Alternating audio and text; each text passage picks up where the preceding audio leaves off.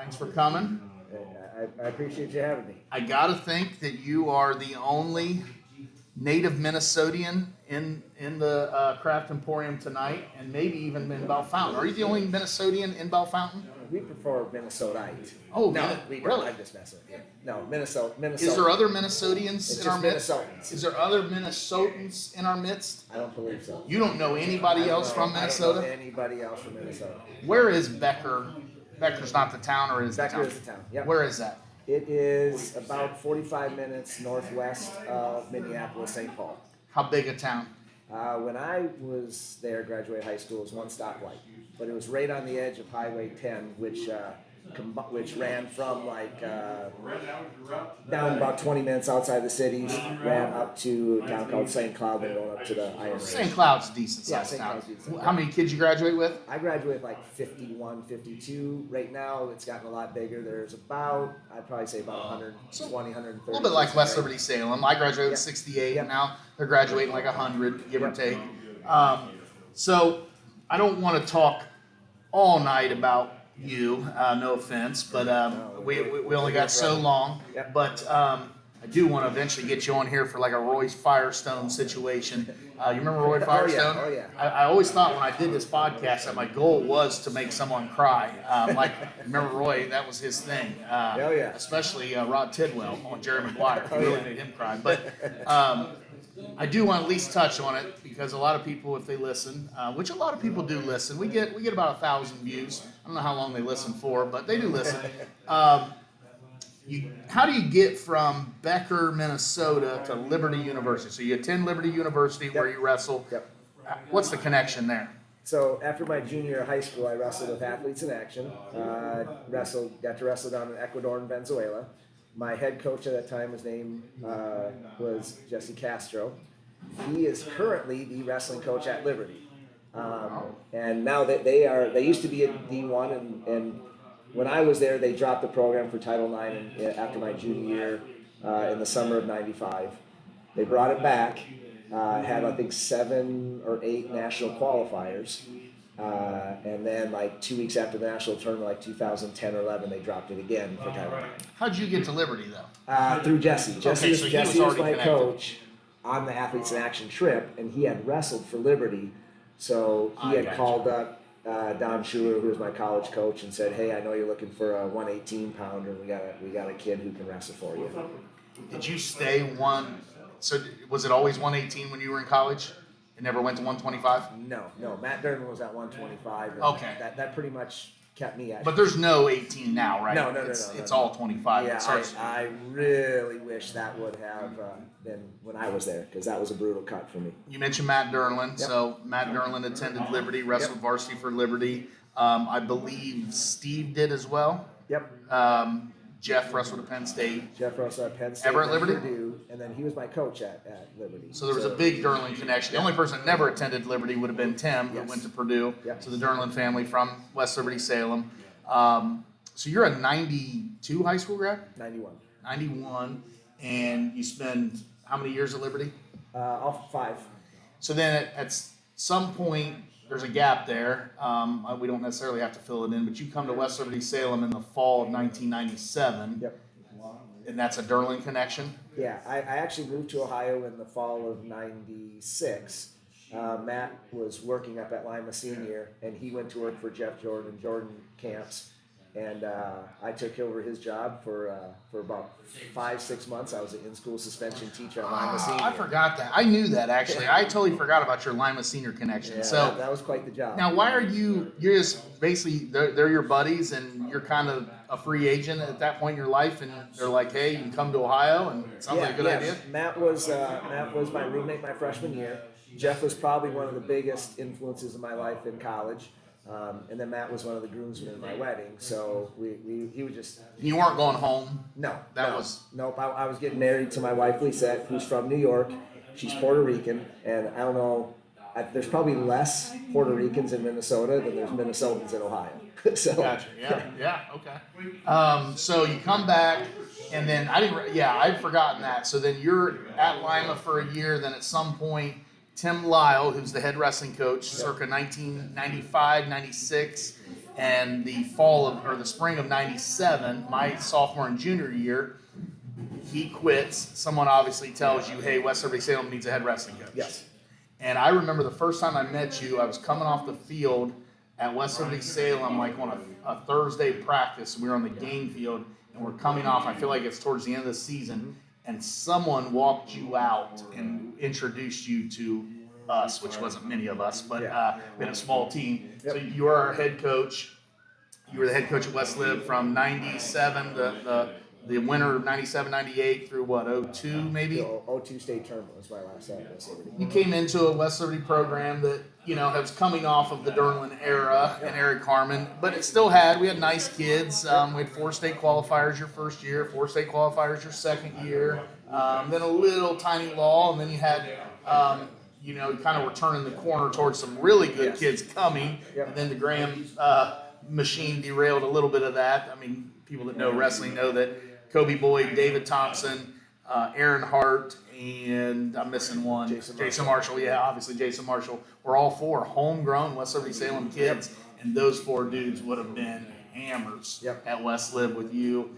But we all understood at the time, maybe some more than others. But and Jason and Aaron had left before I had left. Okay. Yeah, Kobe and David were going to stay. Right. That's right. Yeah. And then when the job fell through at West Liberty, then Kobe and David went to Graham, and the rest is history for them there. So then you go to Mechanicsburg and join Scott Wasserman. You're his assistant for a minute, right? We were Co-head co-head coaches, but he was still in charge of the room. He was the man in the room. I'm a huge fan of Scott Wasserman. We talked about it before. Like, he's my kind of guy. He's from the Tony Grant, Bill Roll, kind of those, good high school wrestlers. I would guess, I think Scott placed, though. I feel like he was just a qualifier. Okay, I'm just a qualifier. But Tony Grant's just a qualifier. I don't know about Bill Roll. I don't know if he was just a qualifier. I bet he was. Us just qualifiers. And I don't want to downplay the qualifiers. Hey, I am just a qualifier. But just guys that know a little bit about it, can be tough. And Was was one of those guys that had done a good job with a Mechanicsburg team that was, like every small school, going to be up and down, and you're kind of at the mercy of the kid comes around or not. And then you get there and you run into a run of kids that are almost legendarily talented for that school. That early class of Adam Salyer, Ziegler, the tall kid, Rogers. Well, in that class of Zach Ziegler and Adam Salyer was also Blaine Klaus and Cody Tony. Klaus, so they were all just super tough kids. Cody, the tall kid, Rogers, right? Cody Rogers. He graduated in 2011. Okay, that's a little later. Like 4 years later. Gotcha. He was in 8th grade when those guys were seniors, so it just rolled right in. And then we had Klaus's little brother, Brendan. Mm-hmm. And then we had Nick Ziegler was an 09 grad, and Ethan Price was an 09 grad, and then in senior year, Bryce Baker came in. Transfer from Urbana. Yep, came up to wrestle with us. So then whole thing, and then you get really elite. Cameron Doggett joins you, and he's kind of your assistant. And then you're kind of like, you kind of give it to him or whatever. You guys are doing it however it fit. Yep. And 2015, I mentioned on the post, you were the Ohio State Coach of the Year. What did you guys place that year? Well, that was for the previous year. Right. Okay. So in 2014, we finished 4th. We had, I think, 5 or 6 placers that year. Which would have been the best year in school history. Yeah. Austin Reese beat Colin Moore in the state finals that year. Colin Moore obviously goes on to be a 4-time All-American for Ohio State. Norwayne, yep. Okay. And Caleb wins his first of 4 titles that year also. So Caleb is Caleb Romero, who is, arguably, he's got to be one of the best wrestlers. I mean, obviously, when you talk Graham, that raises the bar. If you put Graham out of the conversation just because they're such a beast, but outside of Graham in this area, is it fair to say Caleb Romero is the best high school wrestler in this area's history?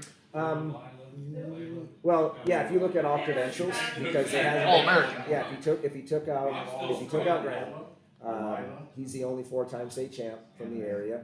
and he was a 3-time All-American in college. The only one-time All-American that I'm aware of. I don't think West Liberty Salem has ever had an All-American. None of the Derlins were ever All-American. Tim was a senior. Tim was eighth place, maybe? 7th or 8th, maybe as a senior. You're right. No, he wasn't. Purdue. He was an All-American his senior year. Yeah. But, not that I'm trying to, demean that, but Romero's a 3-timer and a high All-American too, right? Third, maybe? Yes, third as a senior. So, yeah, I would say clearly, and I don't think Logan County, I can't imagine we have had any All-Americans. We haven't had a lot of D1 wrestlers, only a handful over the years.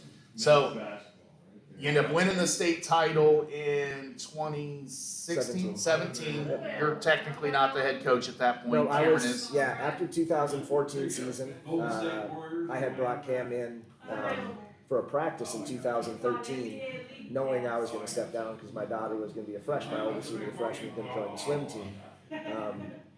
So I said, as much as I love wrestling, I'm not going to coach somebody else's kids when I can go watch my own swim. So I brought him in for a practice, and after the practice, I said, hey, Cam, I got to show something in my office. Brought him in, and I showed him my roster of all the guys on the weigh-in sheet, and I said, I'm returning back 19 guys coming back, and one of them's Romero. He's going to win a state title this year.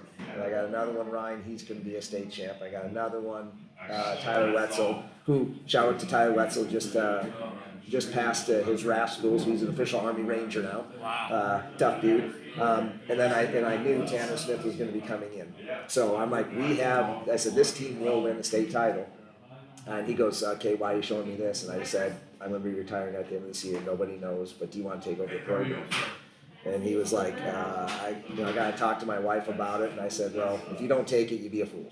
Yeah. Because this is, it's a great program with great kids. And not only were they great wrestlers, but just great kids too.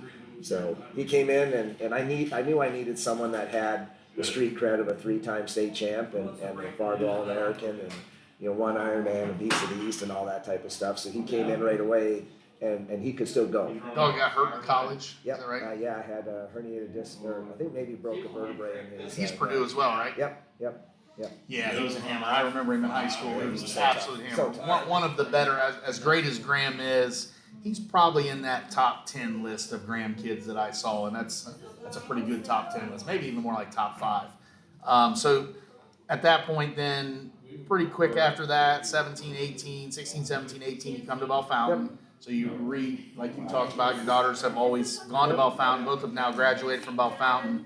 You come, we coach a year of middle school together, and you dabble around, assistant coach. You end up becoming the boys' head coach for 2-3 years, and then last year or 2 years ago, first year as the girls' coach. So is it 2022? 2023 season was the first. So 2023 state tournament. So this is your third year as the Bell Fountain girls. So you come into a Bell Fountain program that has 2 really good young girls, and Michaela Young and Chelsea Horsley. They're wrestling with the boys. That's what they had done. At that time, girls is starting to crop up, and you see the opportunity. They had already wrestled with the boys. Chelsea had already gone to the district meet. Maybe Michaela had as well. I know Chelsea made the districts as a freshman, sophomore. Yep, the year she won the girls' state title, Gotcha. She made districts also. And then so eventually you take over the girls' program, or start the girls' program. Now you're just finished up your 3rd year, and that kind of brings us to the present day. That was a 15-minute overview. I know there's a lot more to talk about. We didn't make you cry. I tried, but we're going to dig into these brackets. I do want to talk about basically each Logan County kid, Bell Fountain, Ben Logan, the Lake. We'll start with the girls, then we'll go to D2, and we'll go to D3. We'll talk a couple minutes about each one. 105 is where we're going to start with the girls. So the girls are all one division. They're all at Harrison, which can we pick a school that's as far away as possible to make everybody go to? Yep. Pick the corner of Ohio to drive to. It is. Is it a nice setup? Harrison's beautiful school. Okay, well, at least you got that going for us.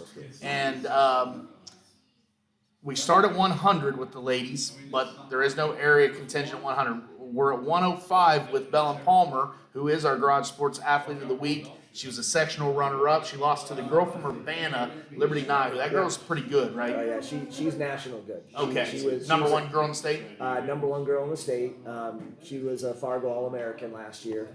and I believe maybe the year before too. I can't remember, about 2 years ago, but I know last year she was an All-American out in Fargo, which is the national wrestling tournament for girls. So she's elite. Okay, so the kind of girl you chase from sectional to district to state, and you just take the silver medal every time, and you're okay with it. I don't have Bellin Palmer's bracket in front of me because my printer was wonky. So tell me a little bit. You're the expert, anyways. What are we looking at here with Bellin Palmer? Okay, so obviously Bellin is young, right? As a freshman, her first match is going to be against a girl from Milford who's a senior, 21-8. That's going to be a tough match, right? Because anytime you have freshman versus senior, it is. But what's interesting right now about girls is it's so new. Normally in guys wrestling, right, you see, man, we got 5 seniors in this weight class, man, it's going to clear out when they leave. With girls, it's almost the opposite, right? The freshmen coming in are better than the seniors that are leaving. So it's these young girls, because now they're getting trained like guys have been getting trained for years, right? And they have opportunities to wrestle other girls, and it's accepted now to be wrestlers. So, but if she can get, I don't know a whole lot about the girl from Milford. I haven't seen her this year. She was in a pretty decent section. Lost to a pretty tough girl from Harrison, who's rated much lower by a lot of the rankers than I believe she will be. It's the Harrison's head coach's daughter, Kaden Baird, really tough girl from Harrison. But that's the other side of the bracket. But Liberty is the hands-down favorite in that weight class, but the number 2 rated girl in the state is in Bellin's corner, Charlie Jones. Charlie wrestled for, I also coach on Team Ohio, the girls' national team, so Charlie wrestled out at Fargo with us, so I know her, she's tough. And the top half of her side of the bracket is Ariana Hale, another girl who wrestled for us out in the national duels and on Team Ohio. So, Balin, I think to have a legit shot, and it's going to be tough all the way around to make it, because at one point or another, if she wants to make it, she's got to beat a girl who's been wrestling for Team Ohio, right? So it's going to be tough, but it's not out of the realm of possibility, right? If she wins her first match, she has the number 2 girl in the state, which is going to be a tough task. And if you lose that one, you cross bracket into probably the girl from Harrison coming out, which is another really tough task. But she got a puncher's chance. Well, and it's important to know, and it'll especially be true when I'm speaking about the boys, and I'll speak about the girls too. But you're by far the expert in the girls. To a certain degree, when I'm talking, we're somewhat just talking rankings. So, I won't ever pretend that if I give an opinion, I'm just telling you what the rankings say, because I haven't seen any of these kids. Well, not any of them, but I haven't seen a lot of them wrestle. The brackets are, we see it every year in every sport that there's upsets. Certainly nobody should ever see it as, hey, I heard on in the garage that they said I wasn't getting out. That's absolutely not true, but it's nice to just see what the path is. So Bellin Palmer has had a huge year, but sounds like a decently tough weight class. Yeah, when you have the 1, 2, 8, 9, and the 14 girl from Harrison, who I believe is going to be a top 8 girl this year, that's a tough district. Yeah, and Bellin I think is like 19th or something like that. Yeah. Looking at 110. At 110, we just have West Liberty Salem. This is a former wrestler of yours, former state qualifier Ben Griffith, his daughter Chloe Griffith. Now she's coming in as the 4 out of the Greenview sectional, which in theory, the kind of statistics would say, okay, hey, you were only the 4th best in your sectional. The limited research I have says that sectional maybe was tough. And she drew in the first round a sectional champ from Northmont who has more losses than her. Yes. Your thoughts on that? Yeah, that's a very winnable match, first round. For Chloe, she just has to control her emotions going into the match. Forget about I want to win and just go wrestle.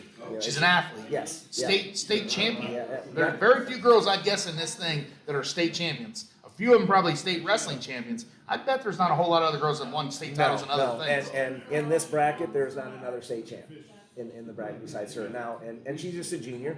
But yeah, I think the first round is a very winnable match for her. The second match, I would think that she's going to be wrestling the girl from Brookville. I did not get to see if they wrestled. I know Brookville was up at the Iron Maiden, so I didn't get to see if they matched up there or not. But again, if you're wrestling a girl who Is 23-14 or even 22-7 as a freshman, you got shots against those girls. Hey, right? in regards to the Brookville girl, she has 14 losses. Like I say, 14 people have solved that riddle. Yeah. She can just be number 50. Yeah, yep. So you think, Chloe for a 4 seed, maybe has a little more upside than what sometimes you come as a 4 seed and it's like, hey, I'll take my 2 losses and I'll get out of your way. You think there's maybe some upset potential there? Yeah, I definitely think so. And if you're looking at a bracketologist here, right, of what would be her best path to make it to the state tournament, it would be winning her first round and losing in the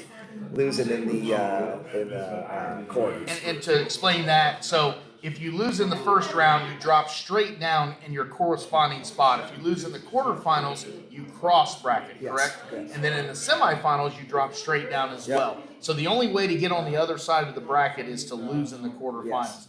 And that may be confusing for some people. A lot of people know exactly what I'm saying.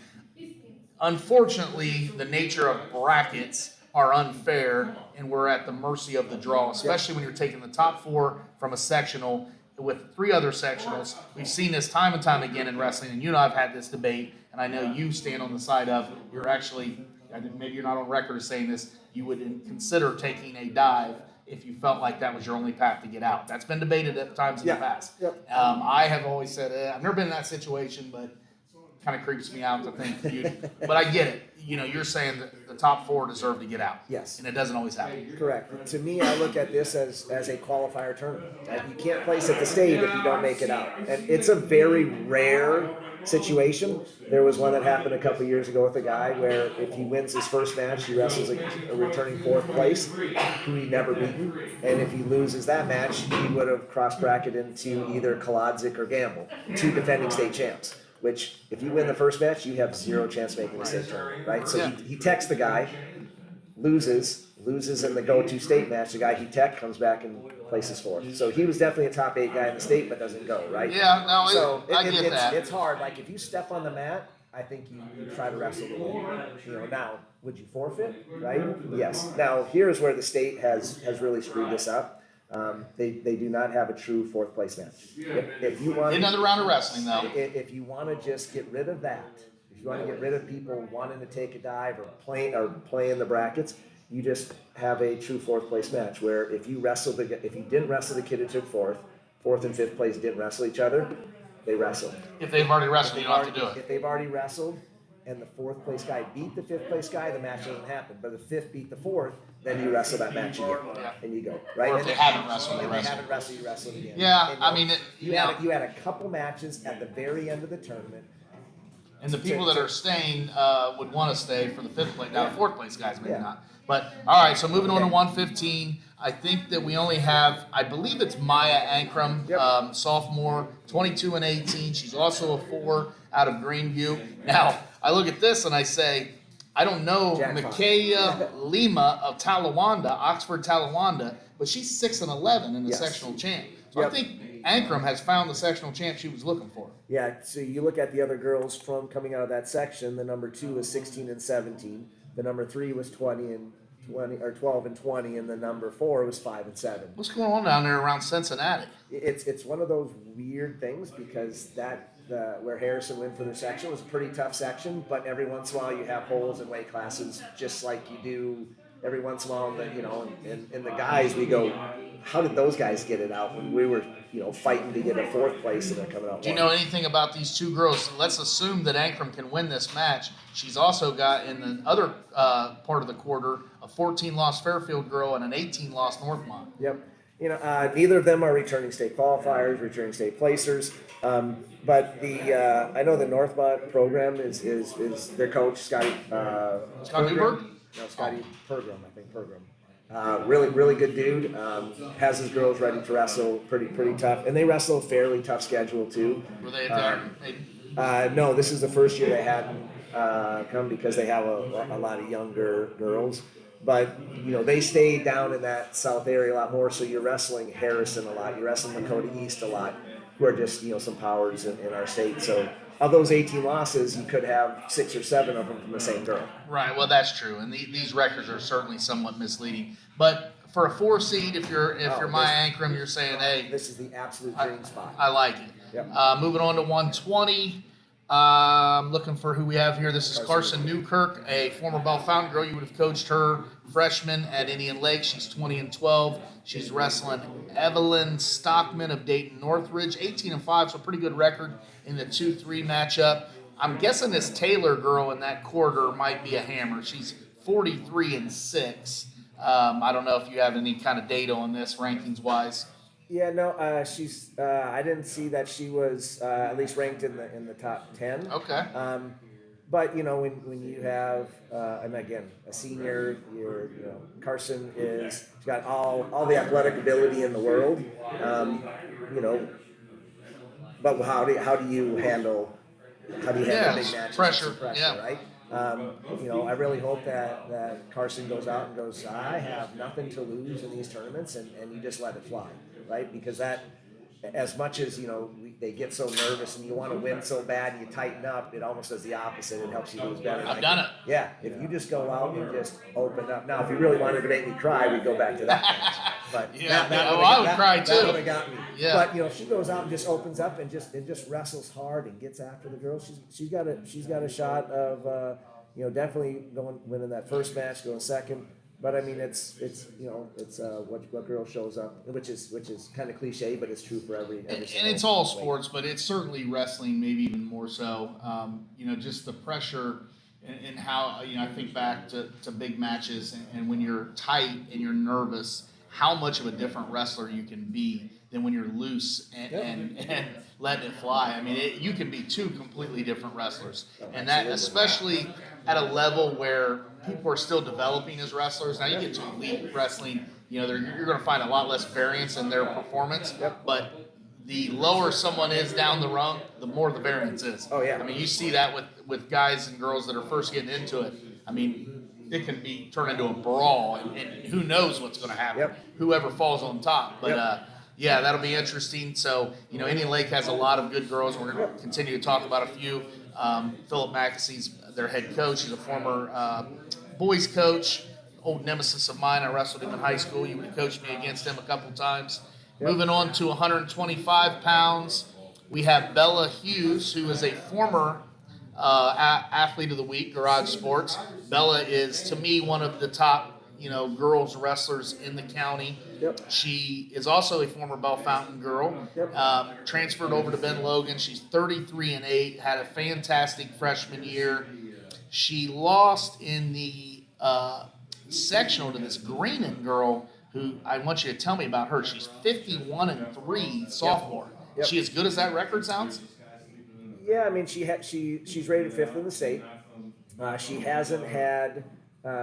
She wasn't a state placer last year, but she's an athletic and strong girl, right? So that is a really good combination in an emerging sport, right? Yeah, so no doubt.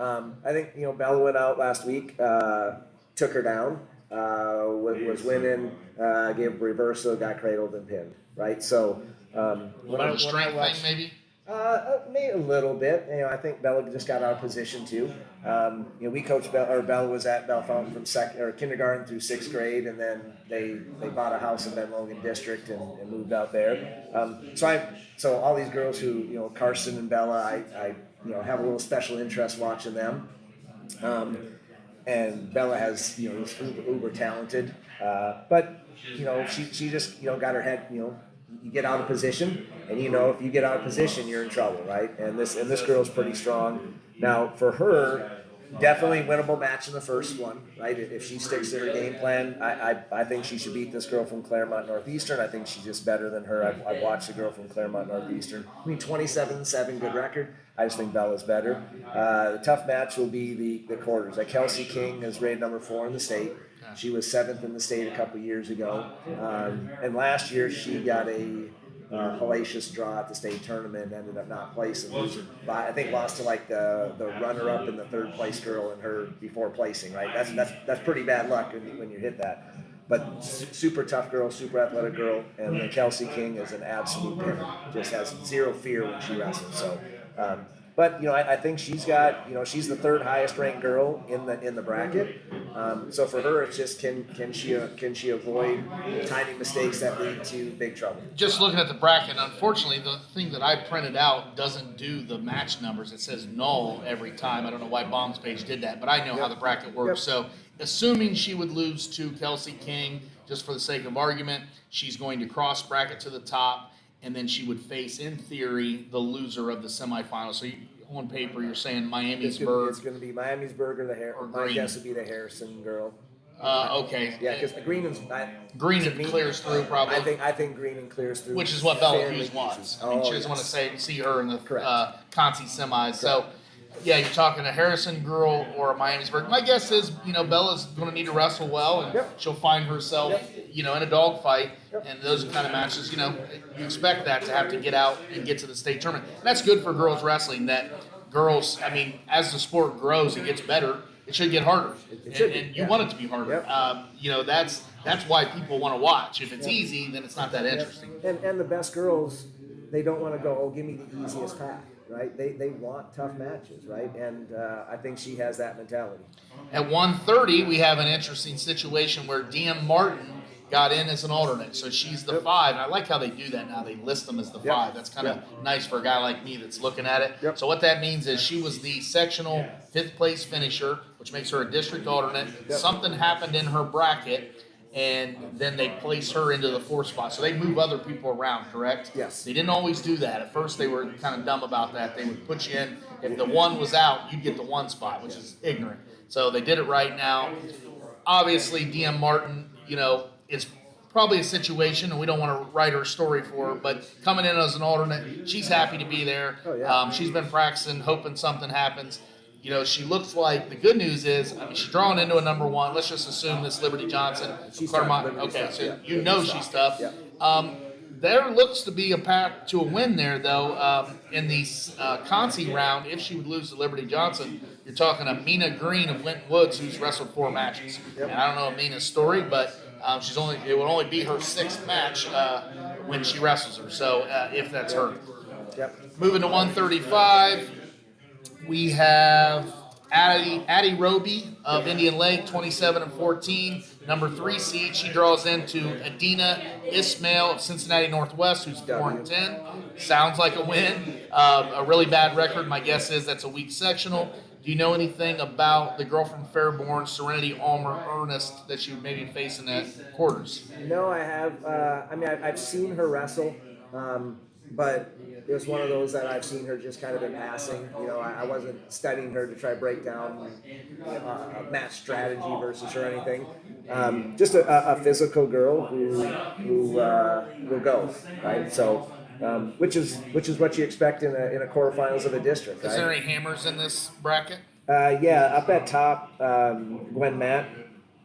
She's the rated 3rd. She was 6th a couple years ago in the state. Has wrestled out with us on Team Ohio and some national duels. And she's from Greenview. Yep. Greenview's good, right? Yeah. And the boys, they're okay, but nothing special, right? Yep. What's the secret for Greenview? They got the right guy running things. Yeah, or girl. And she's a twin. Her other twin, her twin wrestles at 145.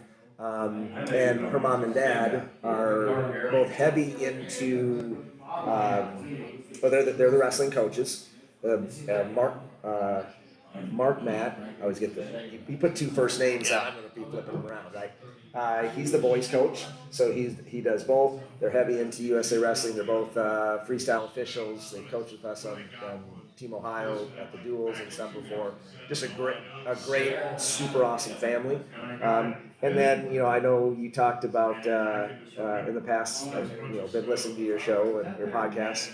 You hear about those family names, right? So we're going to come up at 140, another girl in the Greenview name, right? So they just have a couple families, right? So they don't have a ton of girls. I think they only got like 6 girls coming out, but they're all pretty talented girls. So, that helps. And they're all crowded right around the same weight, 35, 40, 45. They all wrestle each other all the time. That's, people that aren't involved with wrestling probably have no idea what that means.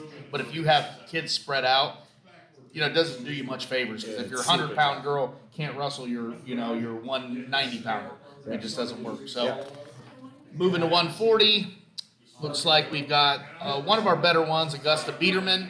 Augusta has been one of the top wrestlers in the county all season. She's a junior, 35-5. She was the sectional runner-up. It looks like she lost to another Greenview girl, Lily Hendricks, a sophomore, with only one loss on the season. So is Lily Hendricks one of the top wrestlers in the state?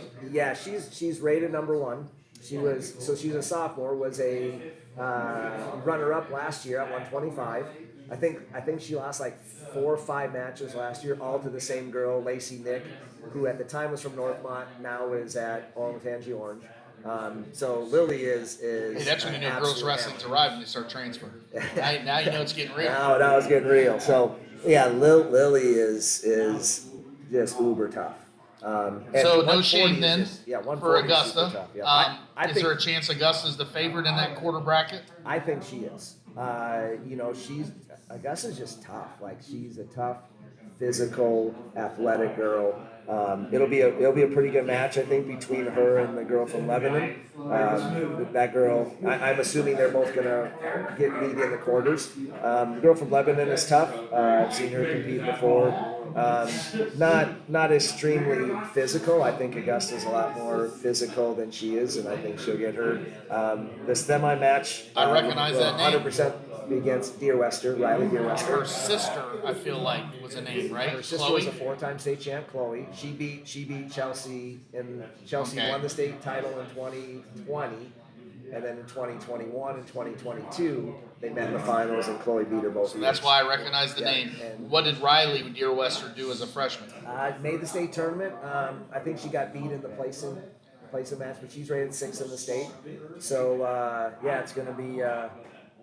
Biederman, she'll be an underdog in that match. Yes, I mean, yes, that's safe to definitely- say. definite and, underdog. And then she would cross over. But and, it's one that that she has a shot. Has a shot. and it looks like, and I because I don't have the match numbers, I almost have to look through it, and I don't have time for that. It looks though like she still, even if she can't get through the semis, would be in a pretty good place to make it through. When I was looking at this, I if the brackets kind of play out, I think if she makes the semis, I think she'll most likely meet up with the number one coming out of Eaton, the Abby Schmidt. I think Schmidt gets beaten in the quarters by Donahue from Claremont Northeastern.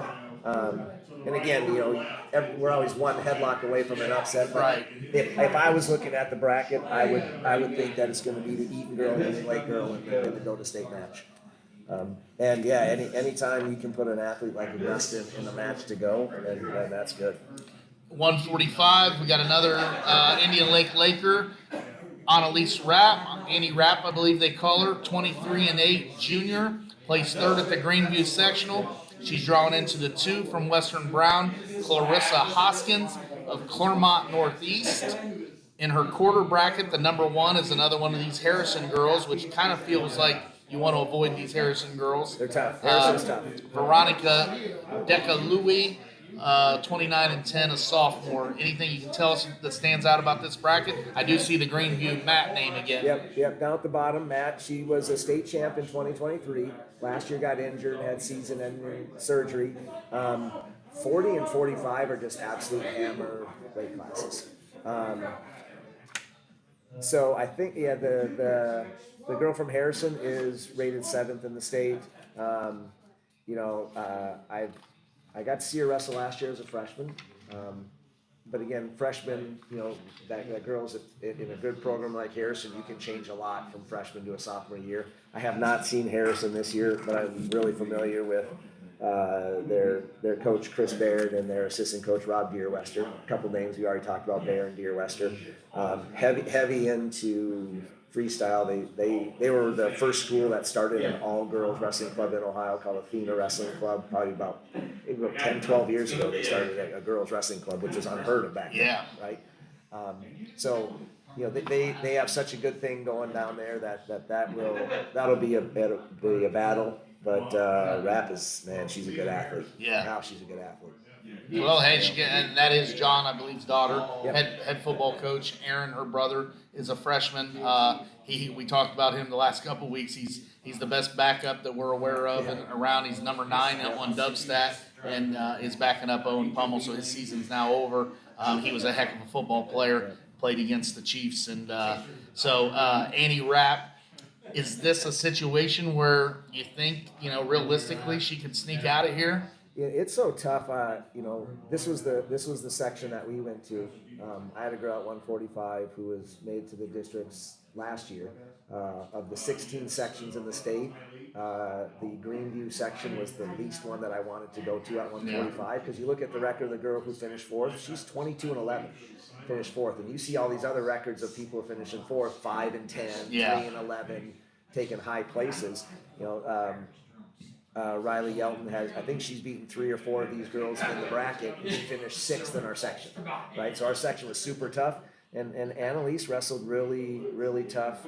The girl from Princeton is an athlete and a half, super strong. You think the Princeton girl clears to the semis? Princeton girl, I think she clears to the semis, and she beat Annalise last week.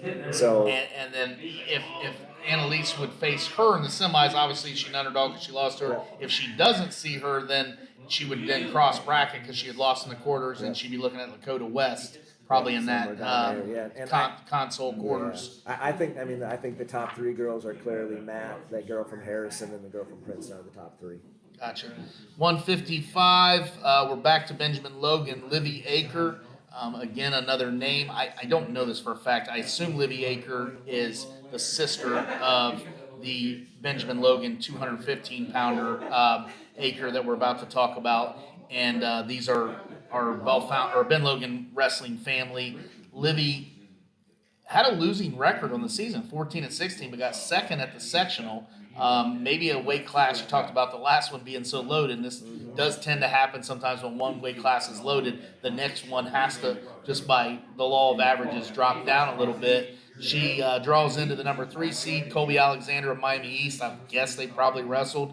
That's close enough that I guess these two have wrestled in the past. Miami East has got a nice girls program. Is that correct? Or they did. They were one of the first, when it first was organized by the Coach Association. They were the state champs that first year. Yeah.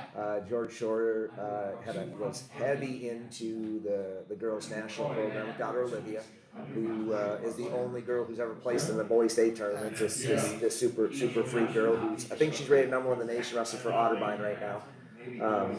But when he left, the girls the numbers really dropped off, because he was kind of like a Pied Piper type of dude, right? So, but they have their head coach right now, Jared Cole. His daughter is rated number 1 in the state. Was a returning runner-up and state champion before at 130. So they got a couple. They don't have a big squad, but they're pretty well trained by. And also they do a lot with Rich Randall out at Miami East, who does a great job with those girls too. Long time Miami East, former Graham Falcon, Rich Randall. On to 170, another Benjamin Logan name here, Reagan Heights. Reagan is certainly one of the best girls wrestlers in the county. Yep. She is the Greenview champion, 31-2, and is she the favorite in this weight class? No. Okay. No. Who do we got? Loveland, undefeated. This is the premier weight class of the district. Oh wow. The number 1 girl down in the bottom from Loveland, Elizabeth Madsen, is an absolute hammer. She's a junior, 2-time defending state champ. Ooh. I don't think she's lost in Ohio. So if you're undefeated through your first 2 years at 170 pounds, you know the type of athlete you are, coming in as a freshman at 170, and she moves.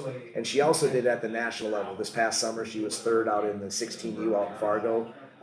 Just an absolute beast. So Coach Newland was hoping to be on the other half of this bracket. The other half doesn't get easier. Okay. At the very top, the Caroline Clowen from Eaton. She is a 3-time returning placer. She finished 3rd as a freshman, 3rd as a sophomore, and last year was a runner-up at 140. I think all of them have been I think she was at 55, then went 45, 45, and now up to 70. So she, it gets easier wrestling her, but by easier, you're going into a girl who's finished third, second, as opposed to first. So it's easier, but not like light years easier. So this is clearly this is a super top heavyweight class between those 3. They will finish 1, 2, and 3. So you feel safe that, as great as the 1 and 2 are, that Reagan can feel secure in the 3 hole and then get to the state tournament, and those are maybe 1, 2 again at the state tournament? That's how good the Eaton and the Loveland girls are. Yeah, I mean, Reagan, if she were to beat Madsen from Loveland, obviously she would do something that nobody in Ohio has done. Right. You feel safe her in the 3-hole as far as nothing behind her that's that much of a threat. She's pretty good. Yeah, Reagan's tough. Outside of a headlock, outside of something completely unknown, I think she is a clear number 3. Well, that's not always a bad place to be, and like I said, sometimes you can follow people all the way to the Schottenstein Center, and you'd love to be on top, but bronze medal ain't too bad either, I believe. I mean, she's rated 4th in the state, so in this weight class has the 1, 2, and 4. Yeah. Right. So that's pretty elite. 190 is another one of Ben Logan's better wrestlers. Sophia Harris, junior, 26-8. She was the runner-up at Greenview. She draws into Elsie Singazawa of Chaminade Julienne with a losing record.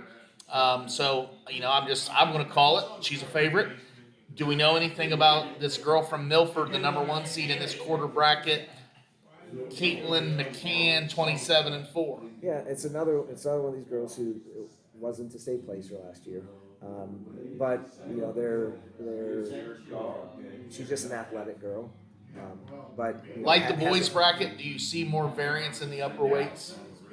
Yes, because just as the nature of the build of a lot of girls as we get to the upper weight classes, it's tougher to get off the mat, right? They don't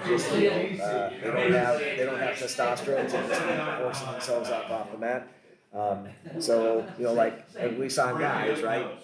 How do you fall, right? How do you fall? And if you fall right, it's going to go well, and if you fall wrong, it's going to go bad. But I see her in the semis. She's got the puncher's chance against a girl from Milford. She's not ranked in the top 10. She's not a returning placer. And if you're looking at a district quarter, not top 10 ranked and not returning placer, that's a pretty good draw. And I don't know if Sophia Harris is ranked herself. I would guess she is. I would guess maybe down, into that 20 range. I'm not up on rankings. Then that takes us to another Logan County hammer, 235 pounds. I've kind of adopted her as my favorite wrestler when she walked into the Iron Maiden wearing a Garage Sports Athlete of the Week shirt. That elevates you to the top, doesn't it? It felt like it's how we arrived. I felt like, okay, this is how Barstool got started, and Maddie Miller is our she's our representative. She is 35-1, junior Greenview champion. She draws into Alicia Ramirez, Finneytown, 4-7. We won't spend a whole lot of time on that. Is there anyone in this weight class that can challenge Maddie Miller? Not if Maddie wrestles to her ability. Northmont girl has 12 losses. There's only one other girl who's ranked in the top 10, and she would see her in the quarters. Oh, that's okay. A girl from Chaminade. Oh, okay. So that's kind of unusual. But they were at Iron Maiden. She did not make the finals where Maddie won. That's where Maddie eventually only lost against a girl from Archbold. Yep. Well, I'm going to declare it right now. Maddie's a heavy favorite in this weight class. She's going to waltz into the state tournament next weekend as a district champ. If she wrestles to, I would guess maybe 80% of her ability, she is still a overwhelming favorite at 80%. She's tough. Well, nice. And she's put in a ton. She didn't place last year, and it was off-season work. Wherever mats are open, she's there, she's working, and went out to her first year wrestling. She's out at the national duels, and she's scrapping with good girls because she's an athlete too. Well, I saw her drop down and hit that double, and I was sold. You're like, oh, yeah, and finished it the right way, and turned the lights out. Yep. So that's a wrap on the girls. I've said several times now, I'm definitely really been enamored by the girls' competition this year. I think it's impressive. It's up and coming. It adds a whole nother element, and I'm glad it's there. And I'm glad for guys like you that have put in the work and are getting it to the point that pretty quickly it's going to be side by side with the boys. It's already on its way there. I think 2 divisions is coming sooner rather than later. And when we go to 2 divisions, I think it's going to be moved away from the boys, right? Because I don't know how you put 5 divisions in a shot. So which I don't love because I think it's probably good for the boys and bad for the girls. I mean, the reality is, the boys are going to outnumber the girls. So right now, I think you benefit, you as in the girls, to have that residual people that are saying, oh, holy cow, look at that girl. Yeah. And when you lose that, you don't, eyeballs are priceless. But we got to move on to the boys because we will be here all night. If we're not, we're already on pace to be here all night. Looking at Division II first, we try to speed up a little bit. We'll talk about any Bell Fountain, Benjamin Logan, Indian Lake, West Liberty. So in D2, we're talking Ben Logan and Bell Fountain. At 113 pounds, we have Jeffrey Smith. He's Bell Fountain's lone representative. Jeffrey comes in as a 4 seed out of the Northwestern Sectional.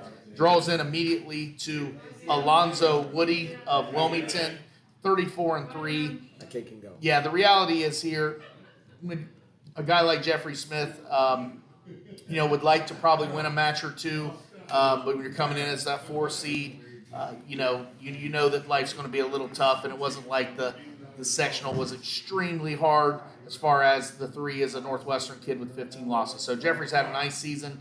I would fully expect that if he can pick up a win or two, he'd be happy with that. Yep. Looking at 120, at 120 pounds, we have Benjamin Logan Cooper Buck. And this, Cooper really intrigues me because he spent the whole season at 126 and, had a really good season. He's 40-13 sophomore, state qualifier last year.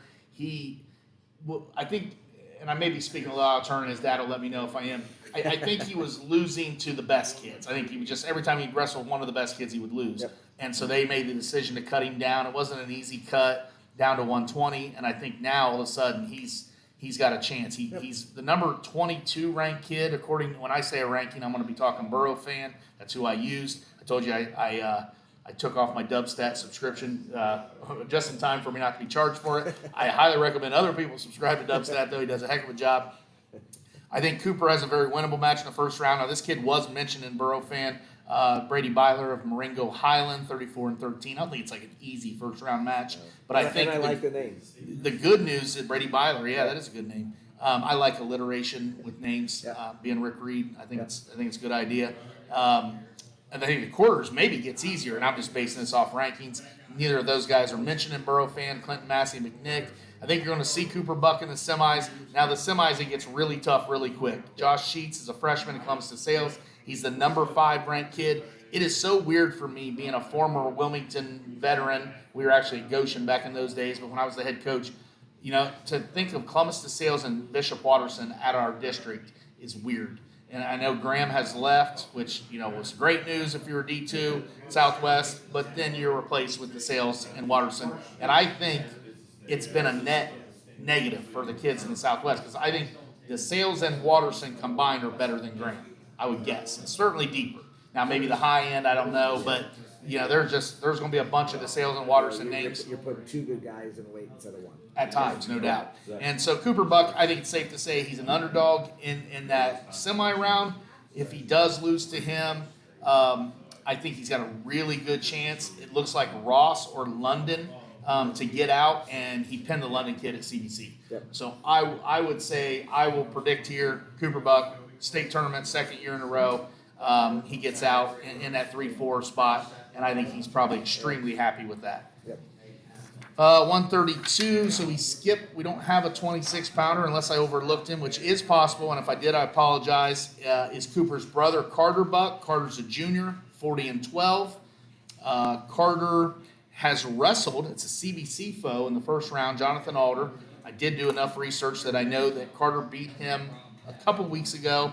His name's Grant Teach of Jonathan Alder, beat him 9-2 at the CBC, so we feel pretty good about that. Yep. Next round, this intrigues me as a person just looking at the ranks. A number 13th ranked kid, Junior Krieger of Franklin, 22-6. I mean, that, it feels like Carter would be an underdog, but I know the rankings are, they are what they are. When a guy's 13th, I look at it and say, oh, okay, he's not third. If he's third, he's like, oh, gosh, he's done a bunch. I don't know what Junior Krieger's credentials are. I'm going to guess you don't as well, unless you've been bird dogging that 32 bracket, then I didn't know it. I have not. I know you. We wrestled you once at Franklin. Remember that time we drove down to Franklin Yes. for a freaking try meet? Yes. I about got to run out of town for that. We scheduled Franklin and Belt Fountain Mechanicsburg at Franklin on a Wednesday night. Yeah. I had no idea how far Franklin was It's away. a long ways away. In my mind, it was like, all right, it's Dayton. It's not Dayton. It's Yeah. like freaking Lebanon. I mean, Yeah. you're Yeah. driving through Dayton, and you got another 10 exits before you get to Franklin. Yeah, and me who was going, hey, my first ever state qualifier. Hey, Thank you. let's go down and wrestle his team because I'm from Minnesota. I don't know Ohio geography, and I get on that bus and I'm like, holy. You remember crap, the worst where part is he about bringing it? this down? We wrestled a tri-meet at Franklin. They had Yeah. nice programs. The guy Yep. named John Berry, who Yep. was in the bracket with me at the Grand Invitational my senior year, I would just want John, if he's listening, which I'd be amazed if he is, but if he is, I finished second. He didn't place. Correct. But you were clearly better than him. they didn't return that trip. Correct. Remember Franklin Yeah. called us and said they didn't want to come up here? Yep. Oh, Yep, jeez. that was a total Richard Yeah, move. I'm still pissed about that. That was a King Richard move. There you go. So Carter Buck, I rode lightweight class. I like this weight class. I said it was a lightweight class state-wise. There's not a lot of ranked kids. I only got 4 kids that are on the Burrow fan, and one of them's 37. So I wrote that he needs to get to the semis, or this is one of those tough draws where there's 4 dudes ranked.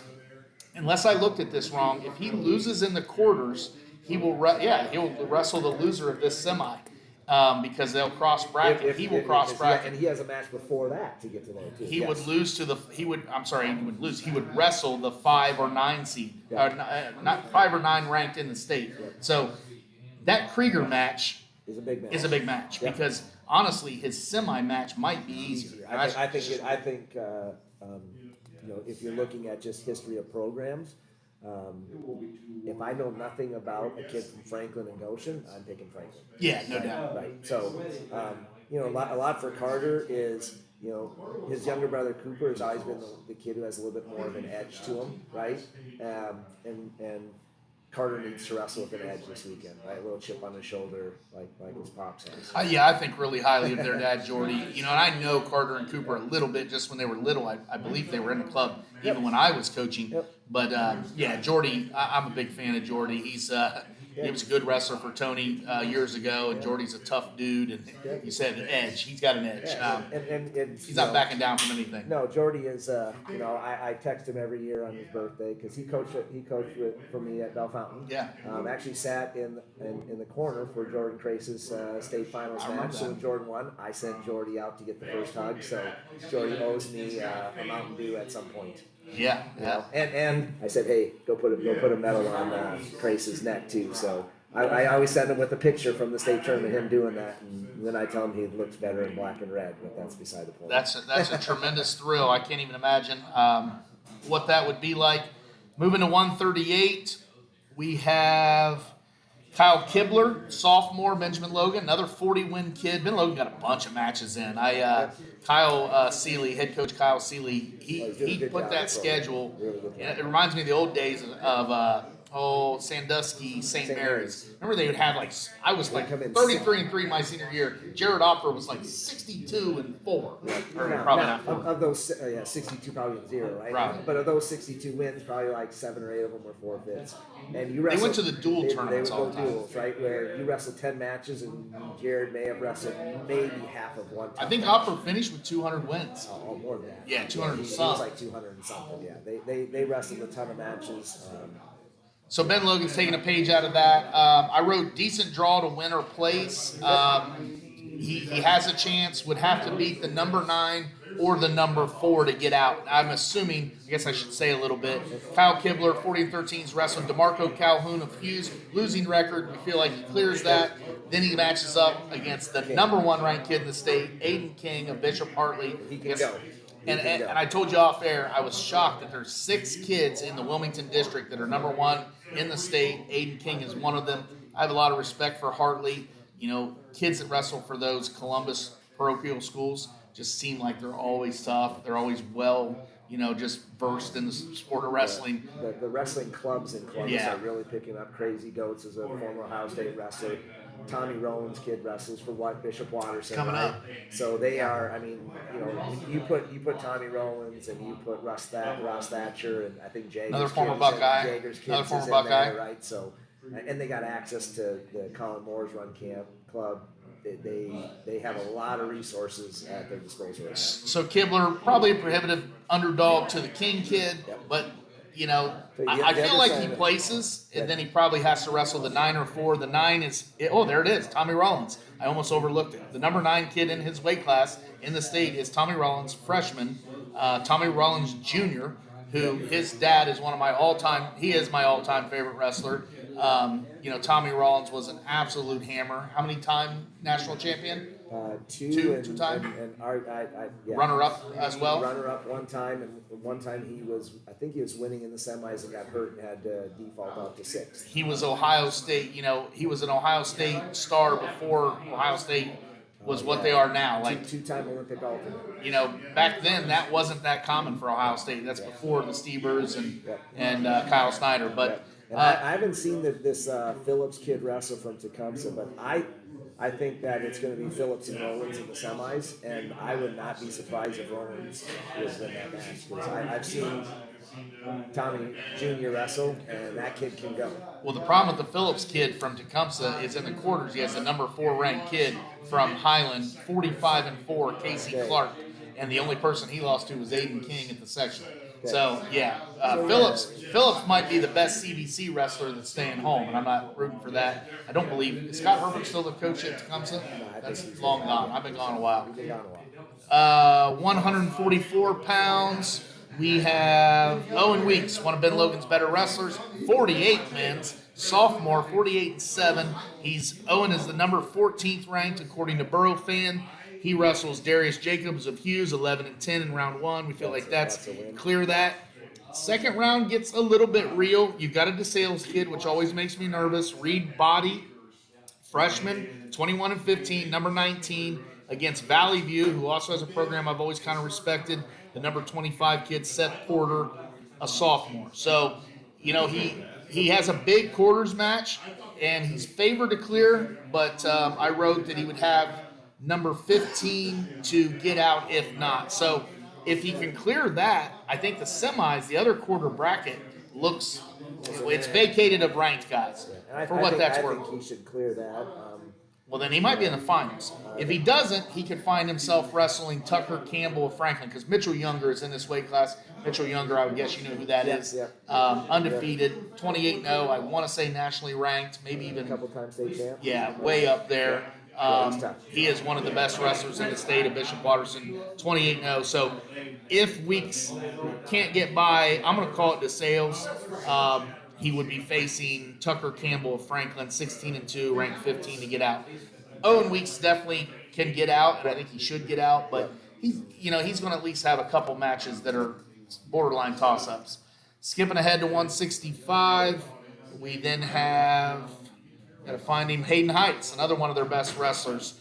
Hayden is a sophomore, 43-8. That's Reagan's brother, the last in a long line of Heights children that have been clear back to when I was coaching. Harvey Heights has been putting out wrestlers in this area. You got to compete against him. It's like, when's this family Yeah. going to be done? I don't know how many they have, but they have a few. Hayden is ranked number 24.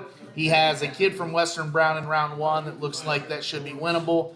Round 2, the DeSales bug bites again. Joel Welch, the number 2 ranked kid in the state, sophomore, 27-6. So that's probably not the quarter bracket you want to draw into. Unfortunately, though, if you're Hayden, the other option might have been Redding, who's the number 1 kid in the state, Gage Murphy. Yeah, Now, that's the other 2 would have been more favorable. You have a Brookville kid who's unranked, and then you have a Tippecanoe kid, which I would assume that Hayden has seen, the number 12 ranked kid, Colin Isaac. It looks like to me that he'll wrestle that Tip City kid to get out. That was just me projecting. The Tip City kid will lose to the Reading kid in the semis, and Hayden would cross bracket, assuming he can't beat the DeSales kid. So you're talking a Tip City matchup to get out, which maybe you take. I don't know. I haven't seen the kid, so it's hard for me to say. Moving to 175. We've got Ethan Carpenter, another one of their better wrestlers. Ben Logan just loaded in the middle to upper weights. Ethan Carpenter's a sophomore. He's had a huge year, 48-6, number 13 ranked in Burrow Fan. Has Diego Sanchez of River Valley, 32-11. I got to assume he clears that. The other quarter is 2 non-ranked kids, Wyoming and Wilmington. If we can get Carpenter out to the semis, here we go with the Columbus DeSales again. Andrew Barford, ranked 3rd, according to Burrow Fan, 31-5. I love his draw to the semis. And then even if he loses to Barford, if he beats Barford, then he's in the finals and it's all a moot point. Even if he doesn't, I wrote that I felt like he had a very clear path through the consoles. I think Ethan Carpenter is one of their very likely kids to get through. I think Ben Logan gets probably 4 or 5, and I think Ethan Carpenter is definitely one of them. Yep, I agree. 190, we are looking at Owen Jordan, who was our athlete of the week just today. Owen Jordan is the son of Brian Jordan, who was a state runner-up in, I believe, 92, I believe. Ben Logan's has their 3rd year of their program. They get a state runner-up. Talk about, that's quick. There's a lot of programs. Brian's a pretty tough guy, though. Just a very solid, workman-like dude, quiet and stoic, and everything I hear that Owen is kind of cut from the same cloth. Owen's the number 7 ranked kid in the state, has Stephen Gutt of Oakwood in round 1. The second match would be quarters against Alder of Western Brown. Looks good. And then really even in the semis. I guess the Zhang kid should mention, number 11, out of Hartley. That's probably, a reasonably tough match. Maybe I'd call it losable, I guess, because Hartley does a good job. If he can clear that, he's going to be facing the finals with a kid named Lincoln Shulaw, which I'm thinking you may have heard of. Yep. He is one of the top-ranked kids, I believe. I think he's number 1 in the state, and I think he's ranked nationally, 21-3. I know that in the recruiting stuff, there was talk about him, and I don't know exactly where he's going, but I know he's definitely a recruitable guy. If Owen would lose in the semis, he would have to wrestle the number 5 kid from Eaton, who he beat last week, Presley Stewart. I do believe he lost him earlier in the season, but it might have been an injury default, or the kid from Indian Hill. So really like to see him get to the finals so he doesn't have to mess around with a tough console semis. It's a lot easier. Just go through the front door. And then that brings us to 15, where we have Levi Akers. So that's Livy. I'm going to assume that's Livy's brother, especially when their names are almost identical. 21-20. He's in as a 3 seed. If he can win this first round match, which it's a very winnable. He's got a losing record guy from Western Brown. So if you're Levi Aker, you're saying, hey, get me a win.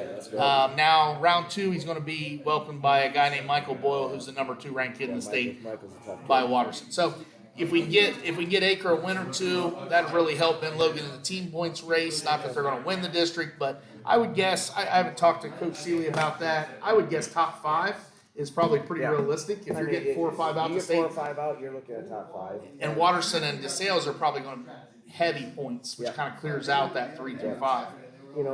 And getting a win or 2 for Levi would be big for him for next year, right?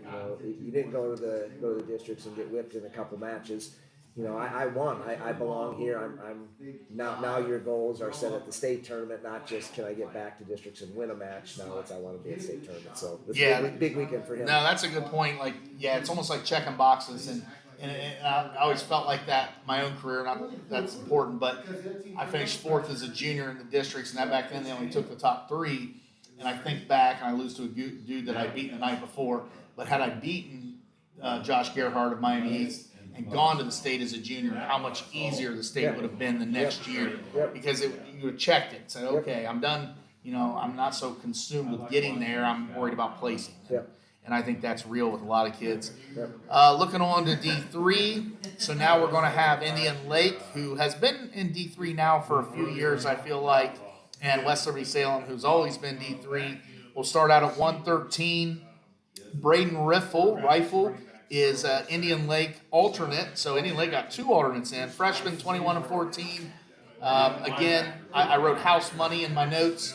That just means, hey, I'm happy to be here. And I hope Braden can pull an upset, but he's got the number 1 seed out of Amanda Clear Creek, 26-3. In round 2, if he would lose, looking like Blanchester freshman. Might be a winnable match. Blanchester's not a team that, if I'm looking to draw into teams, I'll put Blanchester on the list of teams I like to wrestle. I've never known a lot of great wrestlers from Blanchester. Am I missing one? There's one real good one, kid named Jake Howe, is a couple-time state champ. Okay, well, besides Jake Howe, I like to draw into Blanchester. And this kid isn't Jake Howe. 120, we've got Well, I think this is Jordan Henderson, Indian Lake freshman. We talked about him before. I mean, there's been really good Hendersons that wrestled for the Lake. I feel like he's too far removed from the last run to be LJ's brother, so I'm going to guess cousin. I guess could be nephew at this point. LJ's been out of school for a decade, but LJ was a 2-time placer, I want to say, for Indian Lake. And Another this, one of those tough, stoic type of kids. oh, no doubt, yeah, just workmanlike. I think wrestled in college for like Bellarmine. Does that sound right? No, Kentucky, yeah. Yep. I feel like that was where he wrestled. But Jordan is a freshman that's really burst onto the scene. He's 38-6. He's the number 16 ranked kid.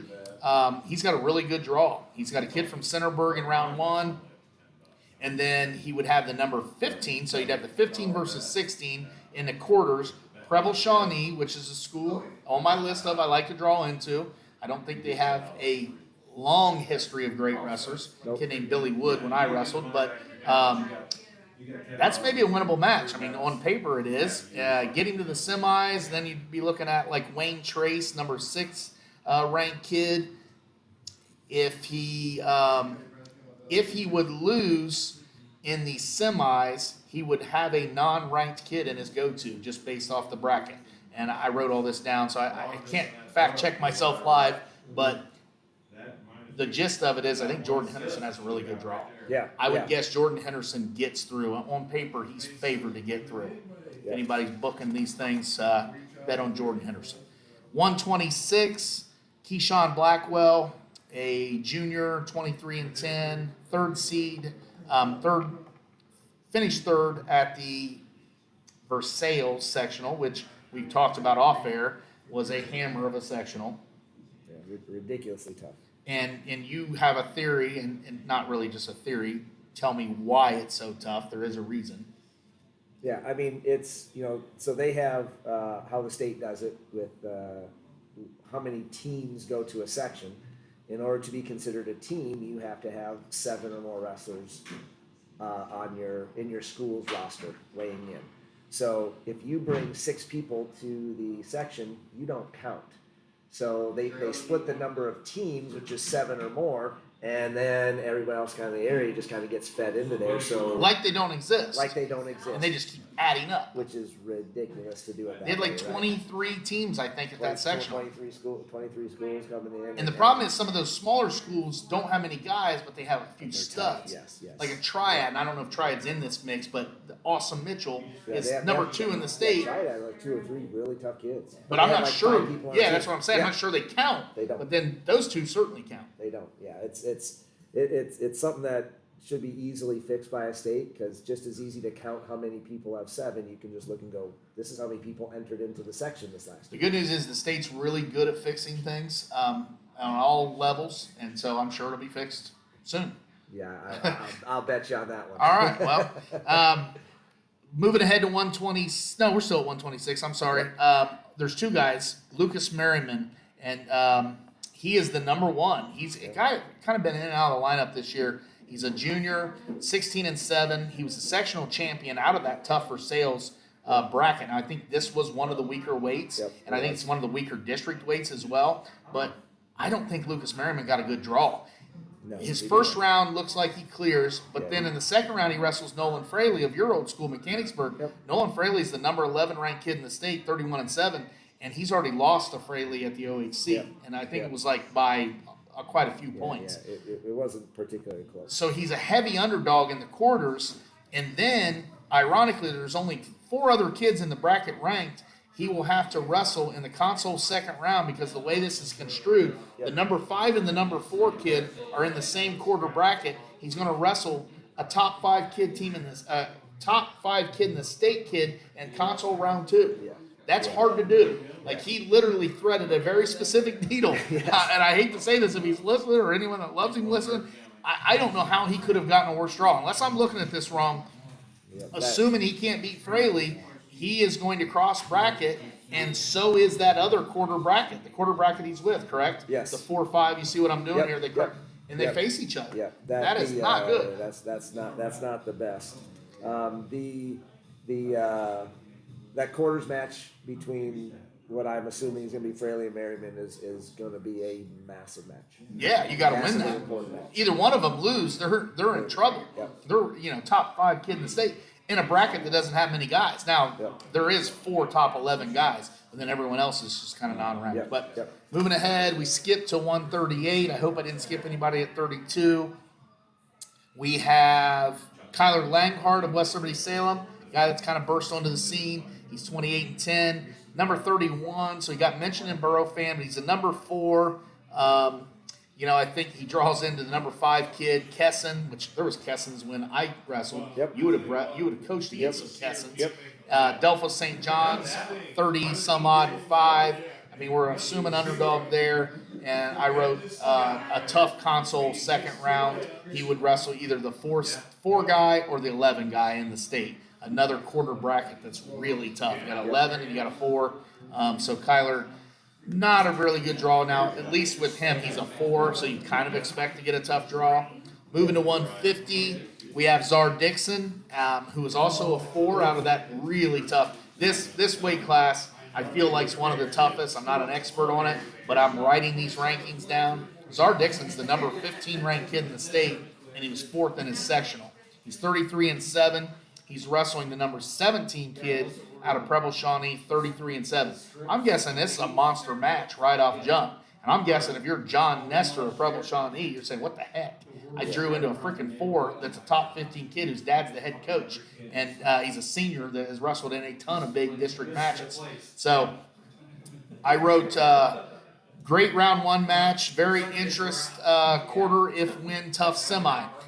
So that tells me the semi, yes. Caleb Ryman of Covington, 45-0. So he's the favorite. Now he's got the number 7 kid in his freaking quarter. So there is just dudes everywhere.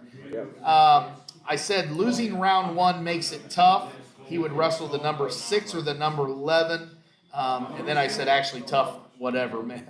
So there's no easy way out as the Rocky soundtrack. I don't know who sang that song. No easy way out. There's no shortcut home.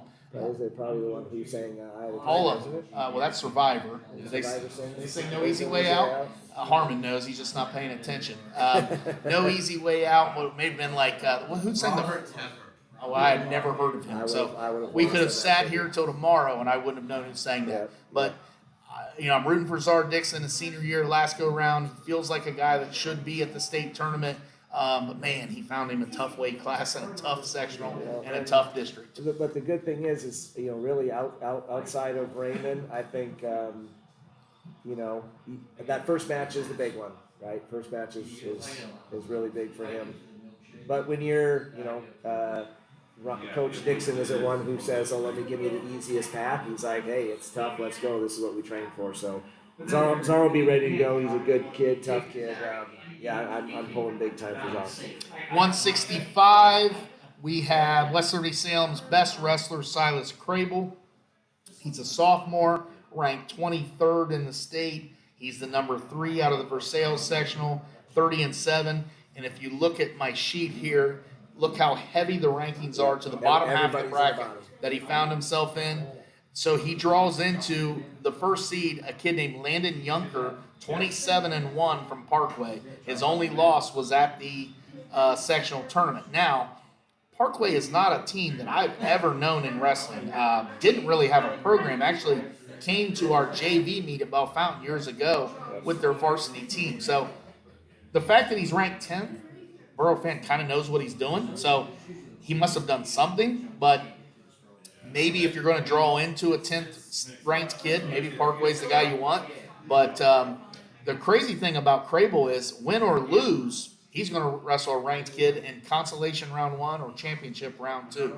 So I wrote a lot of variance in this bracket. Yeah. I didn't have a clear picture. If you could draw into the theory this upper half, that's where you'd want to be, which I guess you got to get to the quarters to make that happen. Got to get to the quarters. And get to the quarters. It'll be interesting. He's definitely West Liberty's best wrestler, and certainly their best chance, I would guess, to get to the state meet. Merriman maybe as well. Moving to 190. Now we're getting into Tristan Schaffner, who's a kid that has definitely been out of the lineup at times. He's ranked 32 in Borough Fan. He's from Indian Lake, 21-6, finished runner-up at the Versailles sectional to the kid from Graham, Chet Manier, which is, I'm guessing, is that James Manier's son? Do you remember James Manier? That's my age.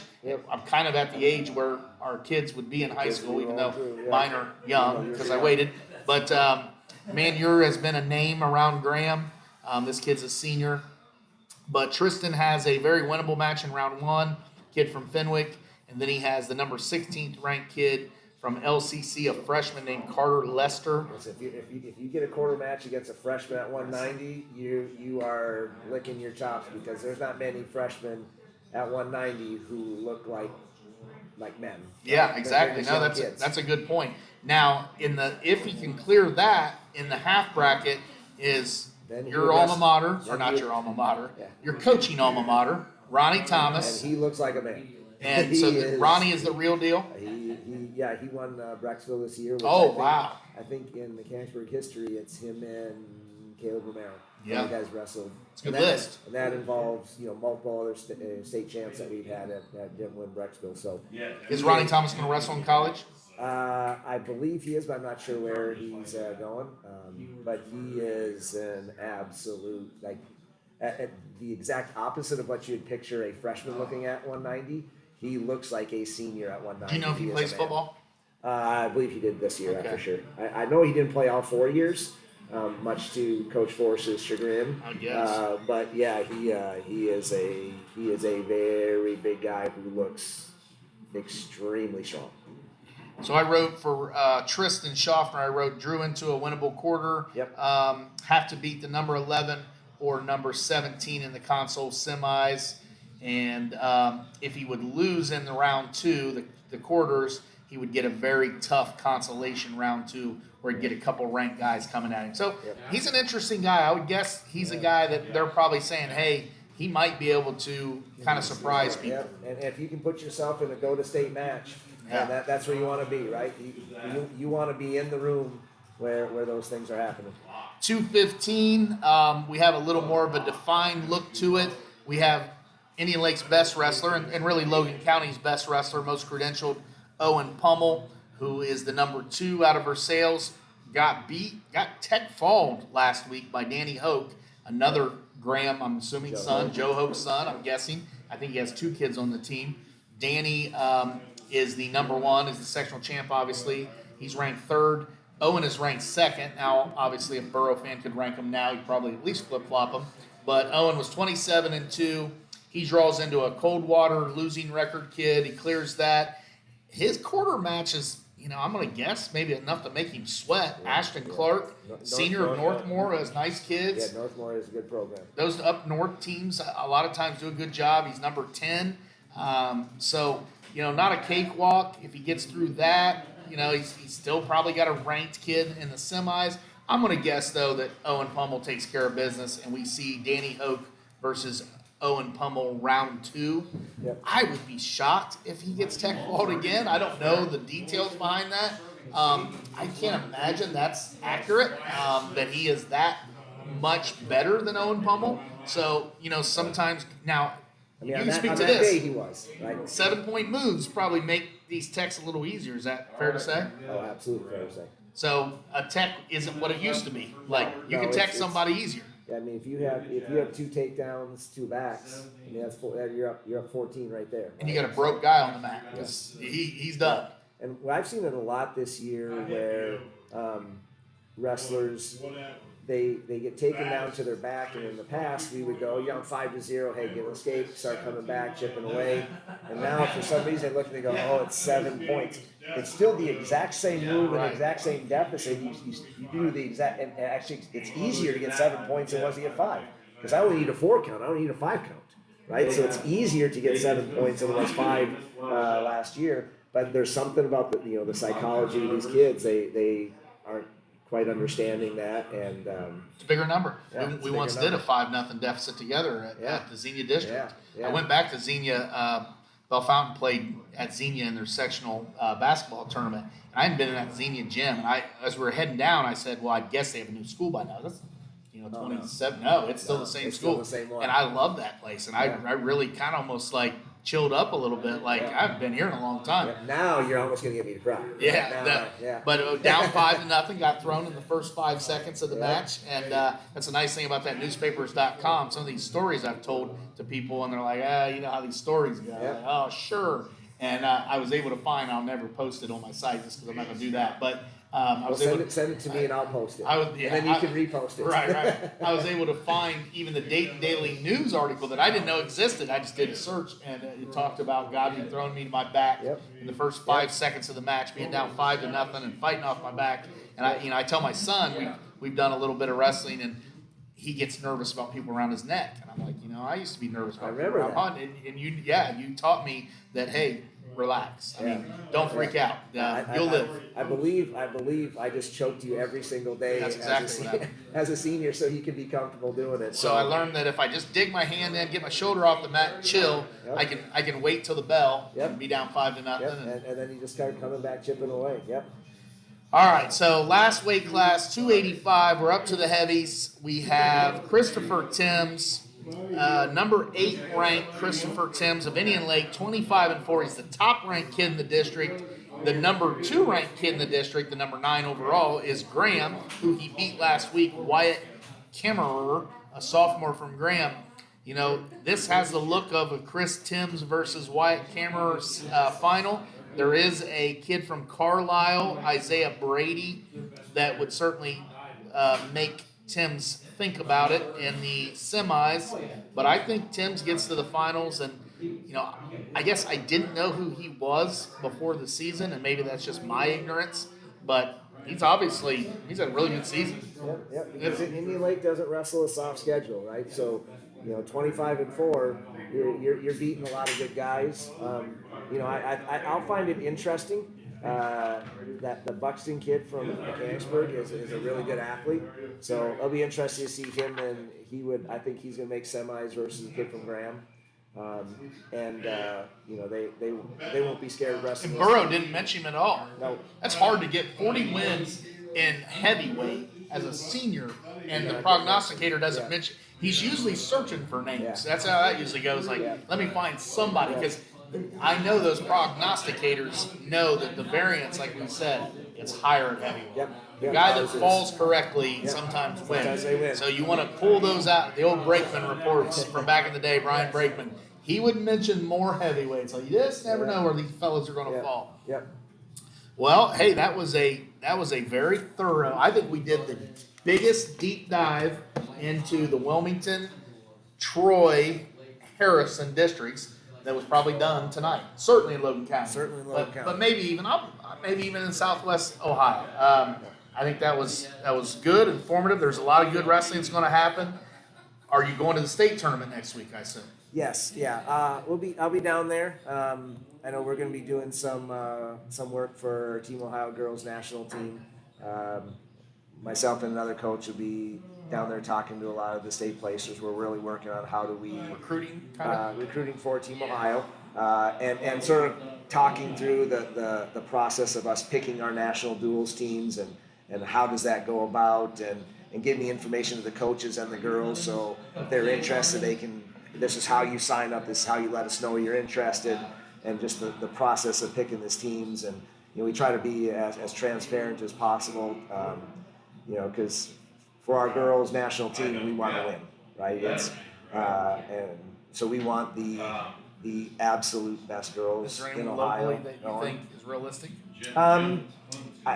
Now, I don't know a lot of these girls' birthdays, even the girls who wrestled at Bell Fountain before. I don't know what year Bella was born in. I don't know what year Carson was born in. Maddie Miller, 100% will be wrestling. Barring any unforeseen things, right? She was on our duals team last year. Barring any big unforeseen upsets, I think she's probably the most likely, because she's the highest returning girl and the best girl in our county. Right? I think she's the one to really watch. So we got to coach her last year out in Tulsa. It was a blast. There is a good reason why she's your favorite Logan County wrestler. Yeah. So now you got some local guys here. Phil McAsee, Brian Newland, Ben Griffith, who I've said this before. I think the quality of coaching for being a new emerging sport, we're in pretty good hands around here. There's been a good crossover. Now I think it'll be interesting, and you got this with Chelsea Horsley, that where you'll really arrive is when the ladies start coaching themselves. Not the guys can't coach them, but you see it girls basketball. Most of the coaches are women. They still have some men, but as they start filling in and coaching themselves, then you'll really know you've arrived. And we're hoping, Michaela Young wrestles for Indiana Tech. She was an All-American last year, so it's the second All-American that I've coached. She's a education major, so we are hoping we're going to bring her back into Bell Fountain.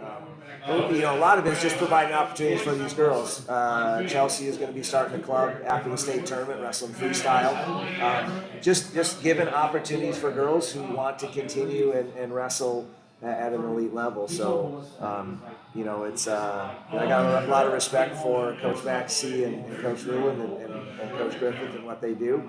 We're just as a guy who's coaching our national team, we want the best girls to be wrestling. We want some of these girls to come out and test themselves, because that will only help them next year as well. So we need depth. We need depth. I mean, that's, as a sport, that's what you need. Yep. Depth. Yep. And that's what I noticed at the Iron Maiden is the top end girls were very exciting, and the boys have the same challenge. I mean, it's not like bad boys wrestling is bad too. Bad wrestling is bad wrestling. So right? We all want that for our sport, but to see that bottom rise up. I always said that coaching the offensive line, that we're only as good as our worst one.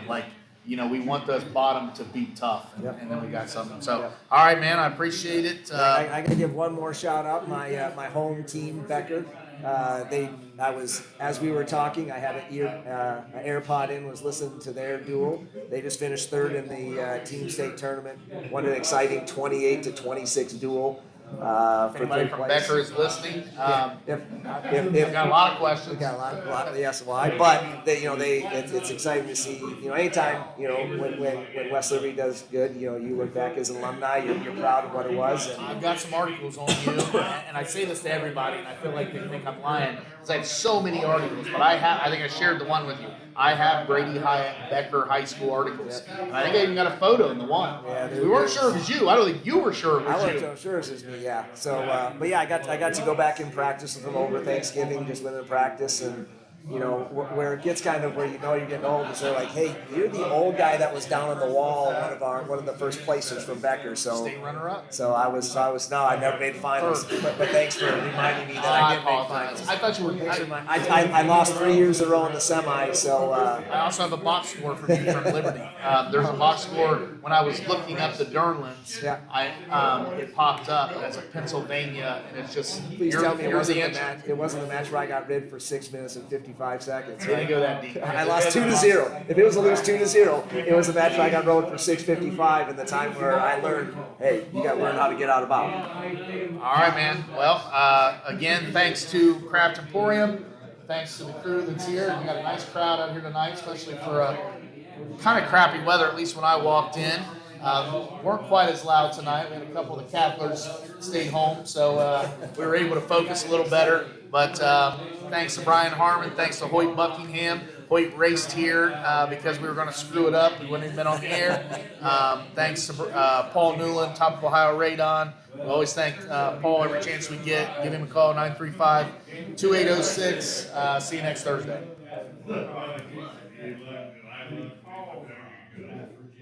Yeah. We always talk longer than I think we're going to. Not just me in general. I thought that was good though. That was our most viewed. Yeah. Those wrestling